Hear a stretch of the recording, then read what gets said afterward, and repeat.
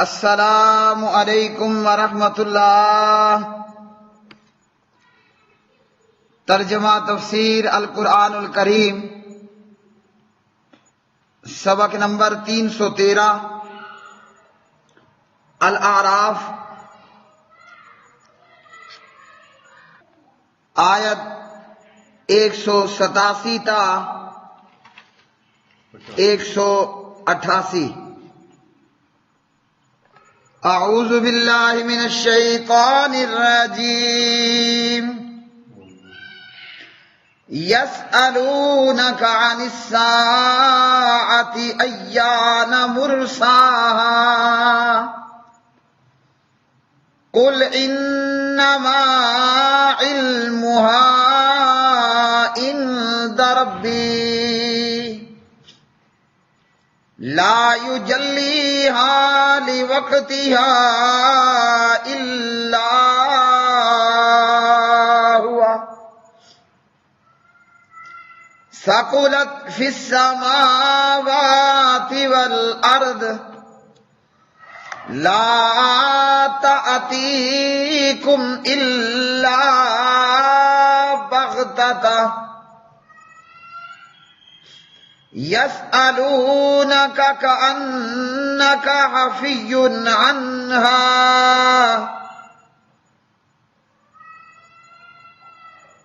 قل انما علمها عند اللہ ولکن اکثر الناس لا يعلمون قل لا املک لنفسی نفعا ولا ضرا الا ما شاء اللہ وَلَوْ كُنْتُ أَعْلَمُ الْغَيْبَ لَاسْتَكْثَرْتُ مِنَ الْخَيْرِ وَمَا مَسَّنِيَ السُّوءُ إِنْ أَنَا إِلَّا نَذِيرٌ وَبَشِيرٌ لِقَوْمٍ يُؤْمِنُونَ۔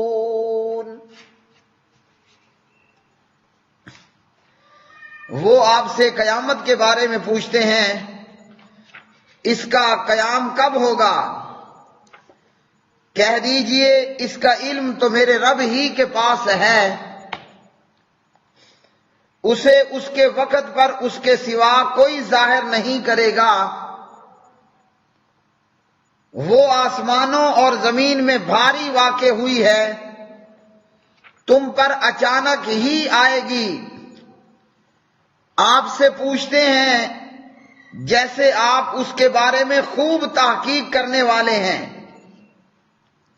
کہہ دیجئے اس کا علم تو اللہ تعالیٰ ہی کے پاس ہے، مگر اکثر لوگ نہیں جانتے۔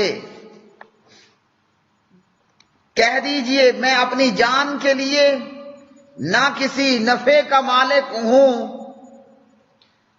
اور نہ کسی نقصان کا، مگر جو اللہ تعالیٰ چاہے، اور اگر میں غیب جانتا ہوتا تو ضرور بھلائیوں میں سے بہت زیادہ حاصل کر لیتا اور مجھے کوئی تکلیف نہ پہنچتی۔ میں نہیں ہوں مگر ایک ڈرانے والا اور خوشخبری دینے والا ان لوگوں کے لیے جو ایمان رکھتے ہیں۔ یسألونک، وہ سوال کرتے ہیں آپ سے، عن الساعہ، قیامت کے بارے میں، ایانا، کب ہے، مرساہا، اس کا واقع ہونا۔ قل، کہہ دیجئے، انما علمہا، اس کا علم تو صرف عند ربی، میرے رب کے پاس ہے، لا یجلیہا، نہیں ظاہر کرے گا اسے، لیوقتہا، اس کے وقت پر، الا، مگر ہوا وہی، ثقلت، وہ بھاری ہے، فی السماوات والارض، آسمانوں اور زمین میں، لا تأتیکم، نہیں آئے گی وہ تمہارے پاس، الا، مگر بغتتن، اچانک ہی، یسألونک، وہ سوال کرتے ہیں آپ سے کأنہ کا گویا کہ آپ حفی عنہا پوری تحقیق کر چکے ہیں اس کی. قل کہہ دیجئے انما علمہا اس کا علم تو صرف عند اللہ اللہ تعالیٰ کے پاس ہے. ولیکن اور لیکن اکثر زیادہ تر الناس لوگ لا یعلمون نہیں جانتے. قل کہہ دیجئے لا املکو نہیں میں اختیار رکھتا لنفسی اپنی جان کے لیے نفعا کسی نفع کا ولا ضرا اور نہ کسی نقصان کا الا مگر ما جو شاء چاہے اللہ اللہ تعالی.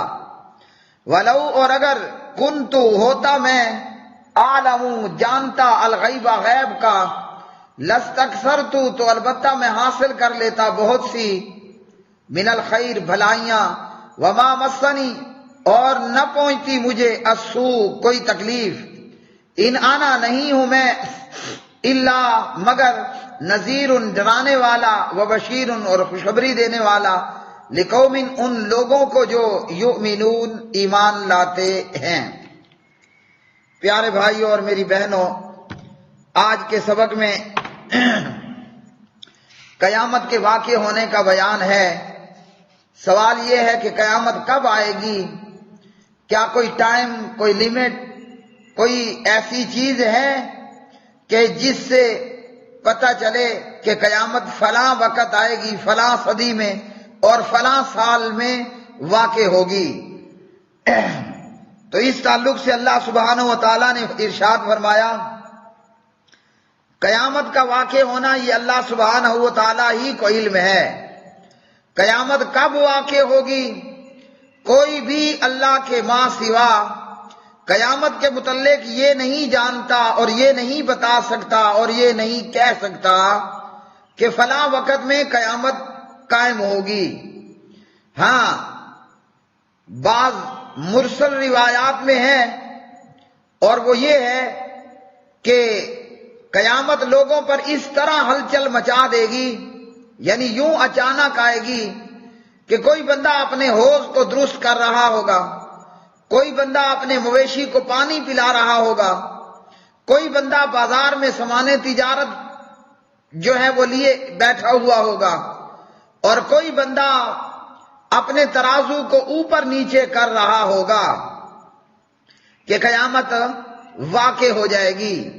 کیا پتہ چلا کہ دنیا والے اپنی دنیاوی مصروفیات کے اندر موجود ہوں گے، کسی کو کوئی اس بات کا گمان واقع نہ ہوگا کہ قیامت جو ہے وہ واقع ہونے والی ہے. ہاں، قیامت سے پہلے نبی علیہ الصلوۃ والسلام کو جو قرآن مجید نے اور اللہ سبحانہ و تعالیٰ نے قیامت کی نشانیاں بتائیں، وہ نشانیاں ضرور احادیث کے اندر موجود ہیں. مثلا قیامت اس وقت تک قائم نہ ہوگی جب تک کہ سورج مغرب سے طلوع نہ ہو جائے، اور جب سورج مغرب سے طلوع ہوگا لوگ اسے طلوع ہوتا دیکھ لیں گے، پھر ایمان لائیں گے، مگر اس وقت میں ایمان لے آنا وہ فائدہ مند نہ ہوگا سوائے اس کے کہ جو پہلے سے ہی ایمان ہو اور اس نے ایمان کی حالت میں جو ہے وہ نیک اعمال کیے ہوں. اسی طرح قیامت قائم ہوگی تو اس وقت دو آدمیوں نے اپنا کپڑا بیچنے کے لیے پھیلا رکھا ہوگا اور یہ خرید و فروخت مکمل نہ ہو ہی پائے گی اور اپنے کپڑے کو لپیٹ نہ پائیں گے کہ قیامت کا وقوع ہو جائے گا. اور اسی طرح ایک شخص اپنے جانور کا دودھ لے کر آئے گا مگر وہ پی نہ سکے گا کہ قیامت جو ہے وہ واقع ہو جائے گی. تو آپ سے پوچھا گیا کہ قیامت کب آئے گی؟ بتایا گیا کہ قیامت کے وقوع، قیامت کے واقع ہونے کا علم وہ اللہ سبحانہ و تعالیٰ ہی کے پاس ہے، جیسا کہ سورہ لقمان میں اللہ سبحانہ و تعالیٰ نے فرمایا ان اللہ عنده علم الساعہ، بے شک اللہ تعالیٰ ہی کے پاس قیامت کا علم ہے. یعنی قیامت نے کب آنا ہے یہ اللہ وحدہ لا شریک جانتا ہے. اللہ کے ماں سوا کسی کو بھی کوئی علم نہیں ہے کہ قیامت کب واقع ہوگی۔ چنانچہ جبریل علیہ السلام جب ایک اعرابی کی شکل صورت میں آئے اور نبی علیہ الصلوۃ والسلام سے قیامت کے متعلق سوال کیا کہ قیامت کب آئے گی، تو پیارے پیغمبر صلی اللہ علیہ وسلم نے جناب جبریل کو جواب دیا، مل مسئول عنہا بعلم من السائل، کہ مجھے بھی اسی طرح معلوم نہیں ہے جس طرح تو سوال کرنے والا نہیں جانتا۔ مسئول کو اس بارے میں سوال کرنے والے سے زیادہ علم نہیں ہے۔ جتنا جبریل کو قیامت کی نشانیوں متعلق پتا تھا اسی قدر نبی علیہ السلام جانتے تھے۔ تو جیسے سوال کرنے والا جبریل نہیں جانتا تھا کہ قیامت کب واقع ہوگی، پیغمبر نے کہا کہ میں جس سے پوچھا گیا ہے میں بھی نہیں جانتا کہ قیامت کب واقع ہوگی۔ اور اسی طرح نبی علیہ الصلوۃ والسلام نے اپنی دیگر احادیث کے اندر بھی یہ ارشاد فرمایا کہ قیامت کے واقع ہونے کا علم وہ صرف اللہ سبحانہ و تعالیٰ کے پاس ہے۔ جیسے جناب جابر بن عبداللہ رضی اللہ تعالی عنہما راوی ہیں اور فرماتے ہیں کہ نبی علیہ الصلوۃ والسلام نے اپنی وفات سے 1 مہینہ پہلے ارشاد فرمایا کہ تم مجھ سے قیامت کے بارے میں پوچھتے ہو، وَإِنَّمَا عِلْمُهَا عِندَ اللَّهِ، جبکہ اس کا علم تو اللہ کے پاس ہے۔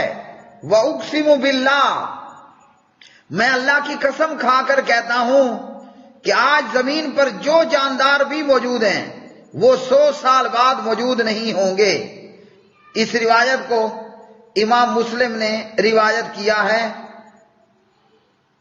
اور اسی طرح پیارے نبی علیہ الصلوۃ والسلام نے دیگر احادیث کے اندر بھی یہ بات ارشاد فرمائی۔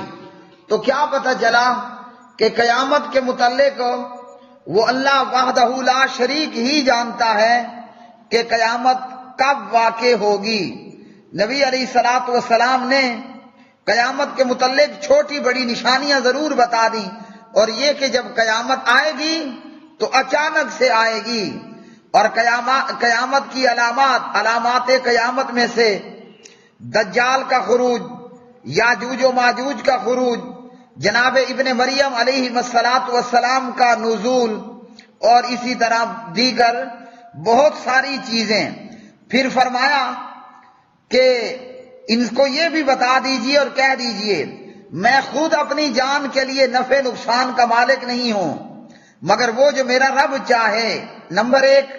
نمبر 2، ان کو یہ بھی بتا دیجئے کہ مجھے غیب بھی معلوم نہیں، میں غیب بھی نہیں جانتا، اور میرے غیب نہ جاننے پر دلیل یہ ہے کہ اگر میں غیب جانتا ہوتا تو مجھے تو کوئی دکھ درد تکلیف نہ پہنچتا، اور میں اپنے لیے بہت سارا جو ہے وہ خیر جمع کر لیتا۔ تو پیغمبر جناب محمد الرسول اللہ صلی اللہ علیہ وسلم افضل المرسلین ہونے کے باوجود غیب کا علم نہیں رکھتے، کیونکہ غیب جاننا یہ صرف اللہ وحدہ لا شریک کی صفت ہے۔ قُلْ لَا يَعْلَمُ مَن فِي السَّمَاوَاتِ وَالْأَرْضِ الْغَيْبَ إِلَّا اللَّهُ، غیب کا جاننے والا صرف اللہ ہے۔ عالم الغیب فلا یظہر علی غیبہ احدا، اللہ رب العالمین غیب کو کسی کے اوپر اظہار نہیں کرتا، غیب کسی پر ظاہر نہیں کرتا، اور جب اپنے منتخب رسولوں کو بتاتا ہے تو ان کے آگے پیچھے بھی پہرے دار لگا دیتا ہے، اور جب بتا دیا تو وہ غیب نہ رہا۔ نبی علیہ الصلوۃ والسلام کا چہرہ مبارک زخمی ہوا، آپ صلی اللہ علیہ وسلم کے دانت مبارک شہید ہوئے، اور چہرے میں جو ہے وہ فوجی ٹوپی کی لوہے کی کڑیاں چبھ گئیں، آپ وسلم کا ہونٹ پھٹ گیا، آپ وسلم گھوڑے سے گر کے زخمی ہوئے، اور جناب رسول اللہ صلی اللہ علیہ وسلم کی زوجہ محترمہ اور مومنوں کی ماں سید عائشہ رضی اللہ تعالی عنہ پر تہمت لگی، تو پیغمبر پورا مہینہ بھر پریشان رہے۔ یہودیہ عورت نے پیغمبر کو زہر ملا کھانا دیا جس سے آپ کے صحابی شہید ہوئے اور خود نبی علیہ السلام کو تکلیف ہوئی، یہاں تک کہ اس زہر کا اثر آپ صلی اللہ علیہ وسلم اپنے مرض الوفات کے اندر بھی محسوس کرتے رہے۔ تو یہ تمام باتیں اس بات پر گواہ اور دلیل ہیں کہ اللہ کے ماں سوا کوئی بھی غیب نہیں جانتا۔ تو جب پیغمبر غیب نہیں جانتا، پیر فقیر کہاں سے غیب جاننے والے ہیں؟ ہاں، پیغمبر کا کام ڈرانے والا ہے اور خوشخبریاں دینے والا ہے کہ جو مان لے تو اس کے لیے جنت ہے اور حوریں ہیں اور جنت کی نعمتیں ہیں، اور جو انکار کر دے اس کے لیے پھر جہنم ہے اور کھولتا ہوا پانی ہے، زخموں کا پیپ ہے، اور اسی طرح دیگر جہنم کے عذابات ہیں۔ وآخر دعوانا ان الحمد للہ رب العالمین۔